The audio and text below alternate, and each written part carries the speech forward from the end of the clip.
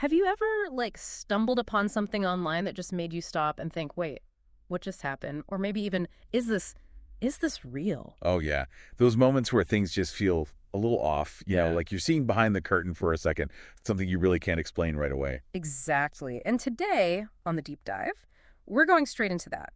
We're looking at an audio deep dive that covered unsolved Reddit mysteries, specifically posts that people have been talking about and scratching their heads over for years. Right. So our plan is to unpack 3 of these really bizarre, really intriguing Reddit stories. We'll dig into the details, look at what might explain them, and just try to figure out why they stick around, why they're so mysterious. We want you to get the core of each puzzle pretty quickly. Okay, let's get into this first one then. It goes back to 2012. Ugh. A Reddit user asked this question. It really hit home for a lot of people. Have you ever felt a deep personal connection to someone you met in a dream, only to wake up feeling terrible because you realized they never existed? Kind of sad, right? Yeah, melancholic's a good word. But one specific reply took that feeling and turned it into something, well, genuinely terrifying. How so? What was the story? So this user, anonymous of course, talked about something that happened in college. They were apparently assaulted, knocked unconscious. And here's the really wild part. While they were unconscious, which only lasted a few minutes in real time, they claimed they lived an entire, completely different life. An entire life. In minutes. Yeah. What kind of details did they give? What made it feel so real? I mean, everything. He talked about falling deeply in love, having kids.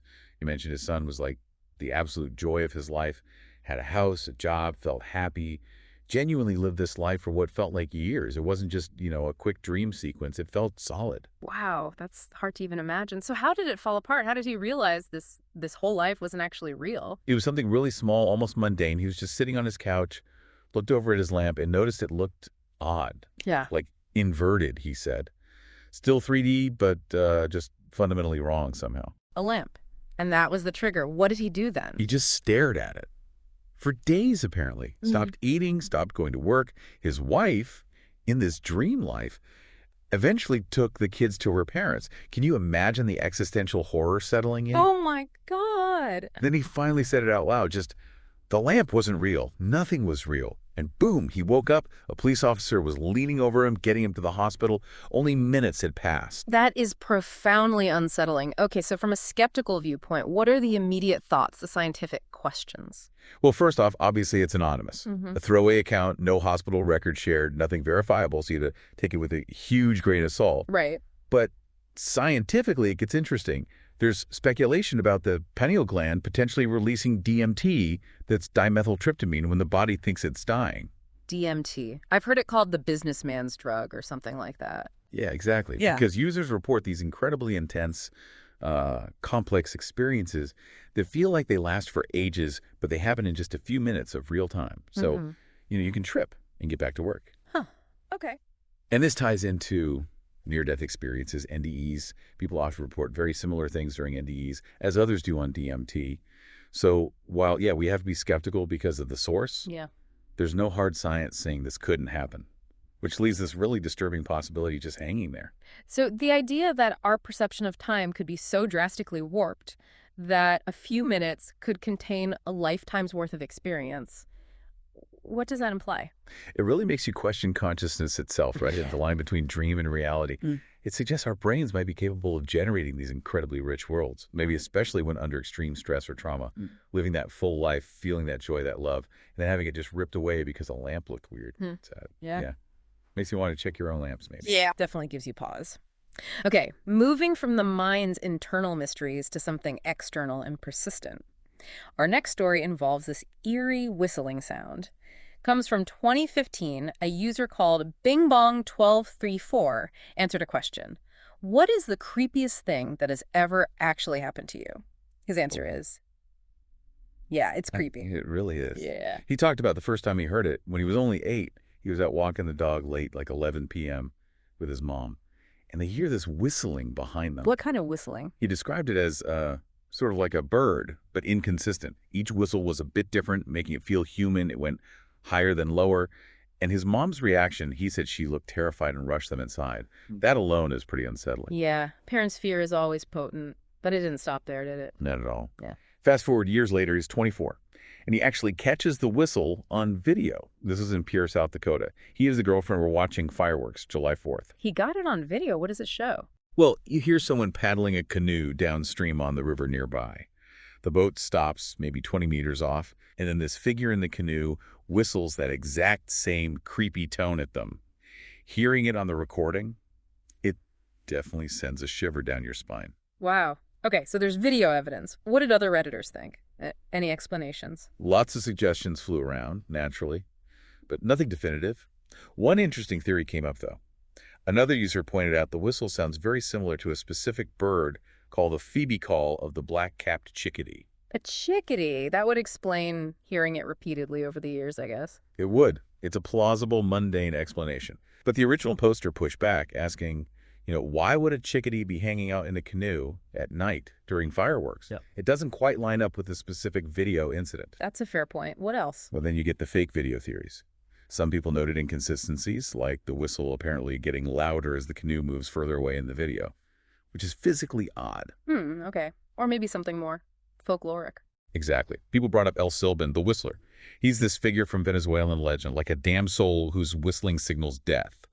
And the creepy part of the legend is his whistle sounds further away when he's actually getting closer. Okay. That definitely matches the louder as it moves away description. If true, it's chilling. It is. But, applying Occam's razor here, the simplest explanation is probably the most likely. The bird call theory, despite the weirdness with the canoe, still feels like the most grounded possibility, even if it's less exciting. So even with a likely rational explanation like a bird, why do stories like this, the whistling figure, persist? What's the appeal? I think it tapped into that human desire to find patterns, right? And the unease we feel when something doesn't quite fit. The video's eerie, the story spans years. It's that tension between what seems logical and the actual emotional weight of the experience. That's what keeps these stories going. Okay, so we've gone from internal reality shifts to mysterious external sounds. Now let's shift gears again for our final story. This one's maybe less paranormal, more potentially criminal. Yeah, this one feels a bit different. It blew up on Reddit around January 2018.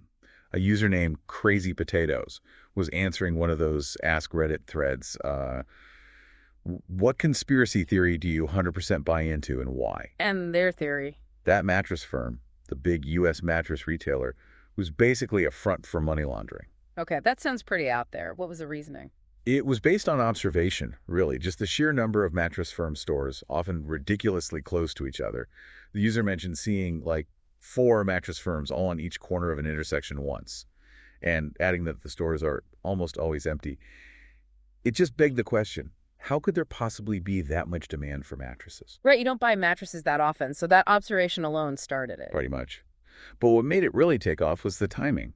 It turned out Mattress Firm's parent company, a company called Steinhoff Holdings, was already under investigation for financial fraud. That suddenly made the front company idea seem, well, less crazy. Okay, that context changes things. And wasn't there something about the CEO? Exactly. This is crucial.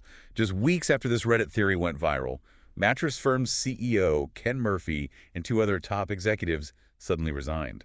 Weeks. Wow. Okay, that's suspicious timing, to say the least. How did the company react to the Reddit theory itself? They tried to play it cool, put out a statement saying the dense store placement was just an aggressive marketing strategy. They even made a meme about it on Twitter, trying to laugh it off. Trying to laugh it off, but what did they do? Their actions told a different story. They ended up closing around 700 stores across the U.S., specifically citing the close proximity issue, the very thing the Reddit theory highlighted. 700 stores? Okay. And then it got even more pointed. Mattress Firm actually filed a lawsuit against 2 of its own former real estate executives. They accused them of taking bribes to basically approve bad store locations at inflated prices, essentially skimming money off the top through bad real estate deals. So internal fraud was definitely happening, according to the company itself. But is that the same as money laundering? That's the question. Now, to be fair, there was a Freakonomics podcast episode that looked into this. They argued a Mattress Firm store might only need to sell, say, 12 mattresses a month to break even, because the markups are apparently insane. Like a $1,000 mattress might only cost the company $200 or so. Okay, high markups explain some of it. But That's still, right. You buy a mattress maybe once every, 7 to 10 years? So even with high margins, having 4 stores on one intersection just feels off. Doesn't quite kill the suspicion, does it? Not entirely. So what's the final take here? Was it a massive money laundering scheme or just, terrible business strategy mixed with some internal corruption? It's hard to say definitively if it was money laundering in the classic sense.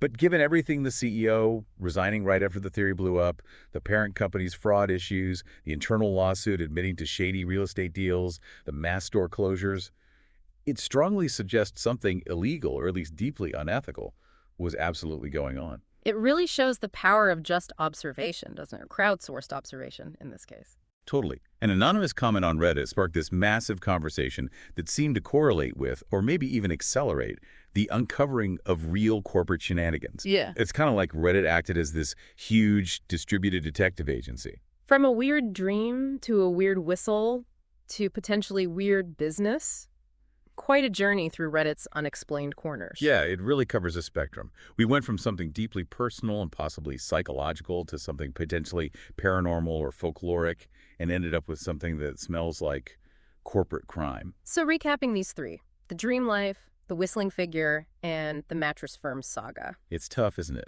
Knowing how much is real, the dream, the whistle, Yeah. they still feel very much in the realm of the truly unexplained, maybe even unexplainable.